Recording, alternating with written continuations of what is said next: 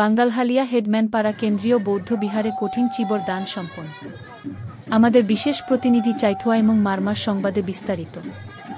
রাঙ্গামাটি রাজস্থলী বাঙ্গালহালিয়া হেডম্যানপাড়া কেন্দ্রীয় বৌদ্ধ বিহারে নানা আয়োজনে কঠিন চিবর দানটি গত 1 অক্টোবর সম্পন্ন হয়েছে। রবিবার সকাল 8টায় বিহার প্রাঙ্গণে সংঘনায়ক ও লানাওয়াইংসা মহাস্তবীর উপস্থিতিতে বৌদ্ধ পতাকা উত্তোলন করে শুভ সূচনা করেন।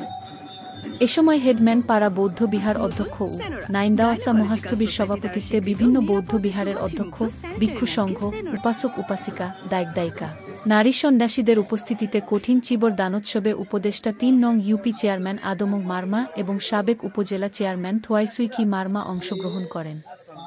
প্রতিবছরের ন্যায় এবছরেও গৌতম বুদ্ধের সমকালীন 2500 বছর আগে কঠিন চিবর দানটি পালন করে আসছে।